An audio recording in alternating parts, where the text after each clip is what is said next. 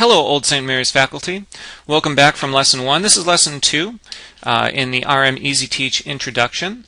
I hope that you had a chance to go through some of the plugins and take a look at those and get a feel for how those might be used in your classroom, and to add a little bit more interactivity to your classrooms, to your curriculum. What I'd like to do now is take you through some very basic features of RM Easiteach. The plugins are just kind of automatic, right? As you've discovered, there's not a whole lot of configuration there. There's not a whole lot that you have to do in terms of lesson design to use those. It's just drag in the plugins, customize them as you need to. Something like SharkBait, you can pull in 10 slides with 10 different answers and use that as your end of the day review. What I'd like to show you now are some of the other features of Easiteach. I'd like to show you how to create shapes, how to create text, and how to pull in some images. Okay? And those are the most basic functions of RM Easiteach. All right? And you can use these very basic tools, the shapes, the text, and the images, to create a lot of interactive lessons. All right? Let's go ahead and get started. What I have here is just a very basic just a brand new document within RM Easiteach, as I described in the previous video, with a 4:3 aspect. Okay, you'll notice I have one and only one slide, and this is it. And last time I went through the Easiteach E there, where you can see the new, the open, the save, and that kind of thing. This time I'd like to take you through some of the drawing tools. And by the way, while you're looking at these tools, it looks as though you might have to use these on the interactive whiteboard.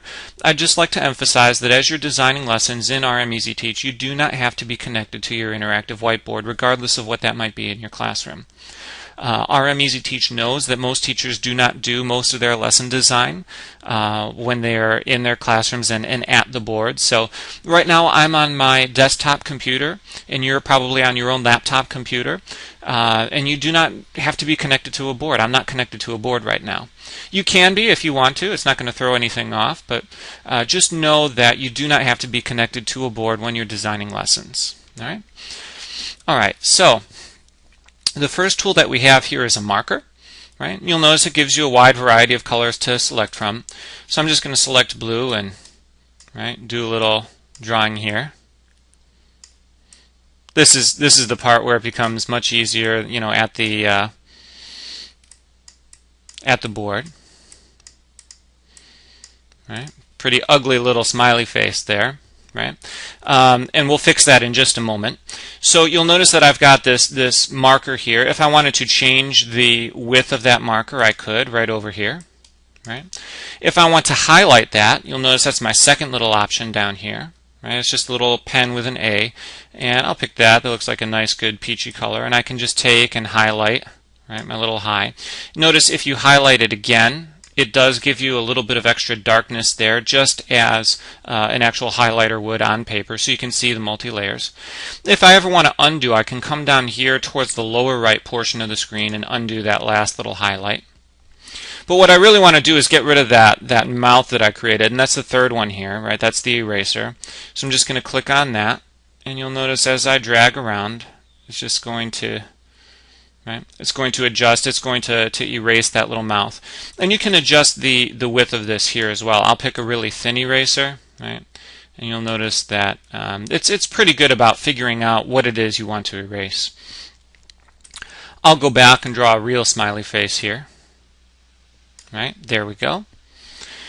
The fourth option is a paint bucket. If you need a quick little background, you just tap on the paint bucket, and then on the background, you'll notice that that's a very nice color of lavender or something.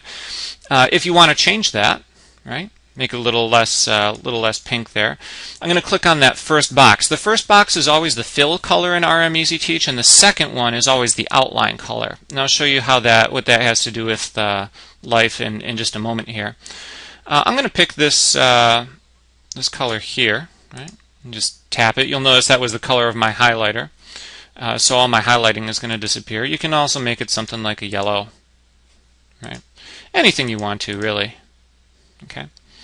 I generally like to stick with a white background when I'm working in RM Easiteach, because that way if you have clip art that you're pulling in from the web with a white background on it, it doesn't look like you did a copy paste. So plain white backgrounds are okay here. Don't think that those are boring. That's actually very useful to work with a white background. All right, so that's the paint bucket tool. The next tool that's on your toolbar here is called the shape recognition tool. Now this is a little bit cutesy for me, but a lot of people like this. So if you're at the board and you draw a circle, or even if you're at the mouse here, right, and you try and draw a circle, notice when I'm finished with that circle, what it's going to try and do, and I couldn't get it accurate enough here with the mouse, I'm going to try a square instead. Right? What it's going to try and do is approximate the shape that you are trying to make with that. And so you'll notice that it made my crummy square into just this really nice perfect square. I'm going to do a little bit prettier circle this time. It's not 100%, and this is why for me this tool is a little bit cutesy. And so I don't recommend that you use it. If you need an exact circle, use the next tool I'm about to show you, which is the shape tool. So if you pull open the shape tool, right, you'll notice that we've got quite a few shapes here. And with this, I'm just clicking and dragging the mouse, and you can see there that that'll make me just the perfect circle that I'm looking for. All right. I'm going to take that circle with my little arrow down here, and I'm going to move it over my smiley face. And I would like that to actually be the head for my smiley face. I want the circle to actually appear there. While we're on the circle, notice that you can do things like resize it, right, by the corners. You'll notice that we can rotate it, which is more visible with something like this square here, right? That one's always the rotate tool. But notice what I really want to do is see that smiley face that's behind there. So I've got a couple of options for this one.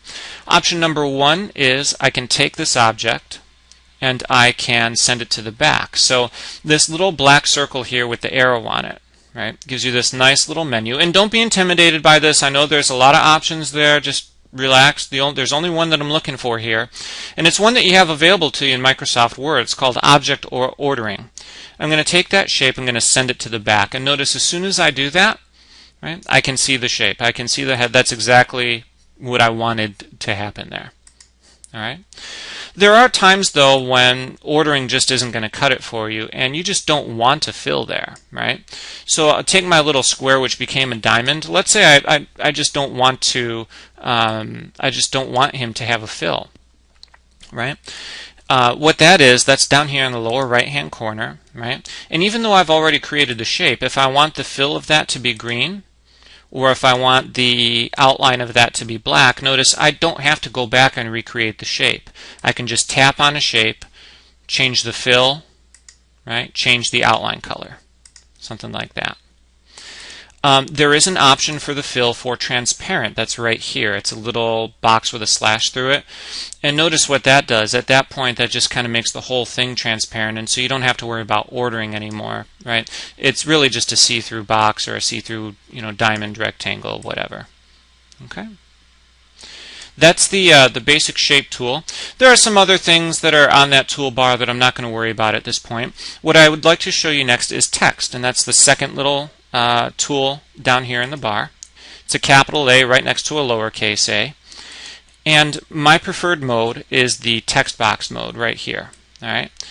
And what happens when you create a text box, if I can type here, notice what happens when you create a text box is that it may come automatically with a border, right? But notice what the benefit of a text box is, as you resize it, it will attempt to adjust the text to go with it, which is kind of nice in a lot of different situations. If you don't want that border on the text box, right, you go back to what we had down here, right? I don't want a border. I want it to be transparent, so that's going to be this little guy again, right? And now I've got text that not only the teacher can move around the screen, but maybe the student would want to move around the screen. And you'll see in Lesson 3 some examples of lessons where this might come in handy. All right. Let's say you've got a text box nice and pretty the way you want it. You can pull open that little arrow there and hit duplicate. You can also do a copy paste, but the nice thing about duplicate is it'll show you, pretty clearly that you've made a copy of that text. Just double click, go in there, and edit the text. Right? Nothing hard, nothing special here. So all I have in this particular document are two text boxes, a couple of shapes, some highlights, some brush objects. Right? Last thing that I wanted to show you was how to input a picture into a document. You have two ways of doing this. Number one, you can do a quick little copy paste. So if you're in Google Images, you're searching for some images, you can just right-click copy, come into Easiteach, and down here there is a little paste icon, a little paintbrush icon, right? Click that and it'll paste your image right in from Google Images. Alternatively, you can add either their clip art or your own art. And you'll notice if you click the little camera down here, they have some cheesy art that's in there, right? You have apples, you have apple juice, you have ants, and to put those in, you just simply use that little up arrow like you did with the widgets. And there's your art. You can resize it. Again, take it, rotate it, do what you need to do with it. If you have a file that you would like to put in there, that's this little purple button here from My Files, right? And at this point, you can just simply browse to, a picture of your choosing, and put it in on the desktop. Okay, so that's how you work with images. That's how you work with text, and that's how you work with shapes in RM Easiteach. I'm going to pause again and let you folks over there at Old St. Mary's take a look at those. There doesn't have to be anything in particular that you're trying to accomplish. Just try and create some shapes, try and insert some pictures, try and insert some text, and I'll show you in the third and final video for this week what we're going to do with those. Okay? Thank you.